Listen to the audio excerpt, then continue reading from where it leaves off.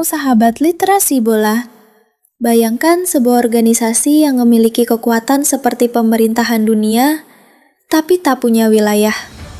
Tak ada tentara, bahkan tak punya negara. Organisasi itu mampu membuat miliaran orang bersorak atau menangis, hanya dengan satu keputusan. Ya, kita sedang bicara tentang FIFA. Badan sepak bola internasional yang mengatur turnamen paling bergensi di muka bumi, Piala Dunia. Namun, pada tahun 2015, dunia menyaksikan sebuah ironi besar. FIFA, yang selama ini berdiri sebagai simbol sportivitas dan persatuan global, justru terjerat dalam salah satu skandal korupsi terbesar dalam sejarah olahraga. Ini bukan cerita biasa.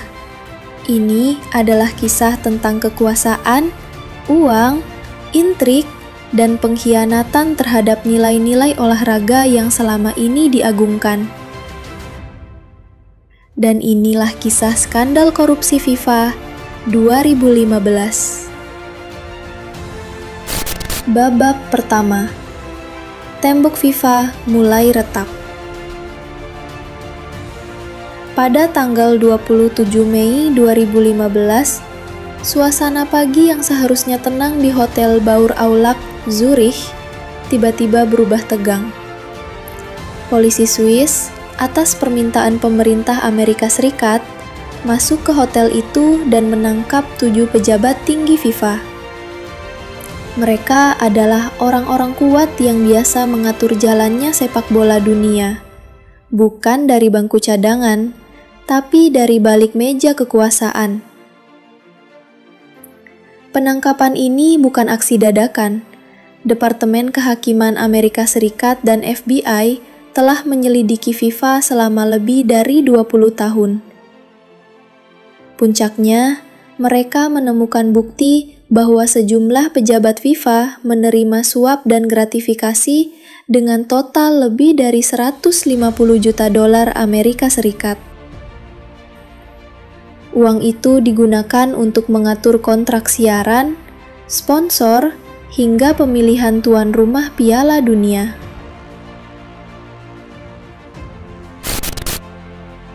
Babak 2. Skema uang dan kekuasaan.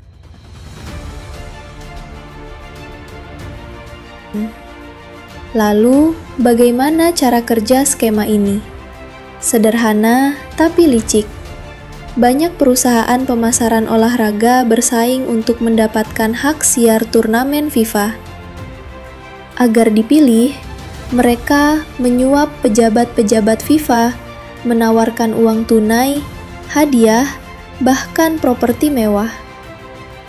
Para pejabat ini kemudian menggunakan kekuasaan mereka untuk memenangkan perusahaan tersebut dalam tender.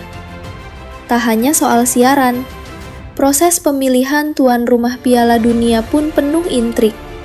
Isu suap mencuat ketika Qatar dan Rusia berhasil mendapatkan hak menjadi tuan rumah Piala Dunia Qatar.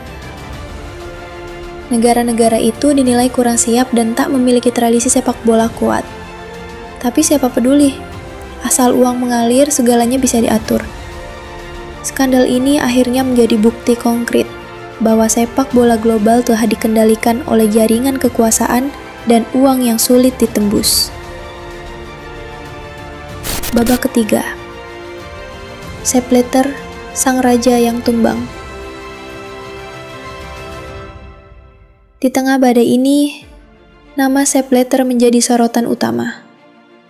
Sebagai presiden FIFA selama lebih dari 17 tahun, Blatter dikenal sebagai figur kuat, karismatik, dan sangat berpengaruh. Namun pada 2015, tak lama setelah skandal mencuat, Blatter kembali terpilih sebagai presiden FIFA. Tapi tekanan global terlalu kuat. Beberapa hari setelah terpilih, ia akhirnya mengundurkan diri. Dunia tercengang. Raja FIFA yang selama ini nyaris tak tersentuh akhirnya tumbang.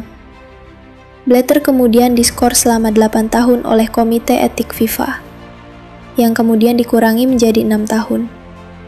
Ia dinyatakan bersalah atas berbagai pelanggaran etika, termasuk menyetujui pembayaran mencurigakan kepada Michel Platini, mantan presiden UEFA.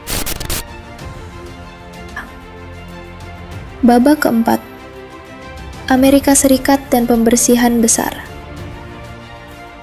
Mengapa Amerika Serikat yang justru menindak FIFA, bukan negara-negara lain?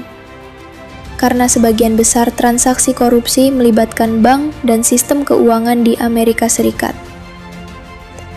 Hal ini memberi kewenangan hukum bagi FBI dan Departemen Kehakiman Amerika Serikat untuk menyelidiki dan menyidik. Selain itu, perusahaan pemasaran yang terlibat juga berkantor di wilayah Amerika Serikat, sehingga membuat yurisdiksi hukum menjadi sah.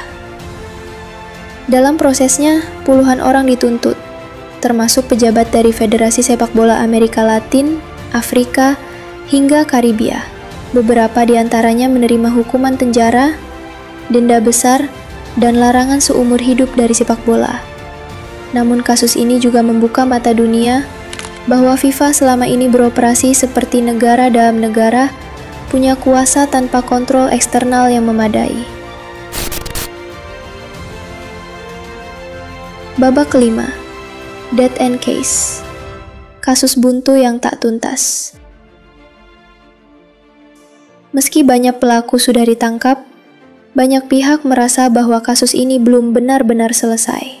Media Jerman, Deutsche Welle, DW, menyebut kasus FIFA sebagai kasus buntu. Mengapa? Karena jaringan korupsi di FIFA terlalu dalam dan kompleks. Banyak nama besar masih belum disentuh, termasuk tokoh-tokoh politik yang mungkin terlibat di balik layar. Selain itu, proses hukum di beberapa negara lambat, bahkan cenderung ditutup karena kepentingan politik dan diplomatik. Kita juga melihat adanya keterbatasan reformasi dari dalam. Meski FIFA telah membentuk komite etik dan menjanjikan transparansi, publik tetap skeptis. Banyak yang percaya bahwa perubahan yang dilakukan hanyalah permukaan, bukan perubahan struktural. Babak ke-6, pelajaran dari dunia ilmu politik. Skandal FIFA bukan hanya soal olahraga. Ini adalah contoh nyata bagaimana institusi global bisa terjebak dalam jebakan kekuasaan yang tak terkontrol.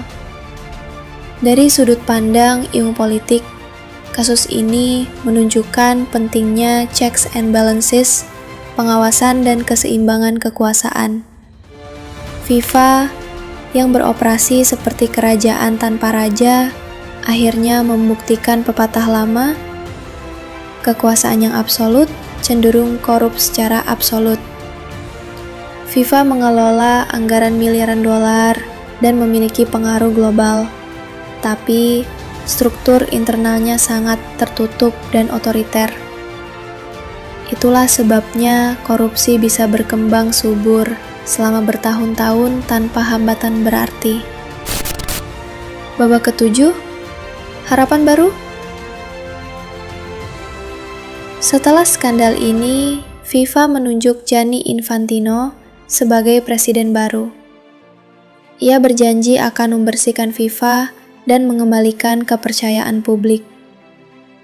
Beberapa reformasi dilakukan, seperti pembatasan masa jabatan presiden, transparansi keuangan, dan pengawasan eksternal. Namun, jalan masih panjang. Reformasi tak bisa hanya bergantung pada satu orang. Ia harus menjadi gerakan kolektif dari seluruh anggota FIFA dan masyarakat global yang peduli terhadap sepak bola yang bersih dan adil. Sepak bola, kita dan harapan. Sepak bola bukan sekadar olahraga. Ia adalah cermin harapan, emosi dan kebanggaan bangsa. Tapi ketika ia dikotori oleh kerakusan, maka kita sebagai pecinta sepak bola berhak marah. Skandal FIFA 2015 menjadi momen penting dalam sejarah olahraga dunia. Sebuah pengingat bahwa ketika uang dan kekuasaan mengalahkan semangat sportivitas, maka nilai-nilai luhur dalam sepak bola akan hancur perlahan. Namun dari reruntuhan itu selalu ada harapan. Harapan bahwa sepak bola bisa kembali jujur, bahwa anak-anak yang bermain di lapangan tanah bisa bermimpi tanpa harus dibayangi politik dan uang. Dan semoga skandal ini menjadi akhir dari era kegelapan, serta awal dari era baru yang lebih terang.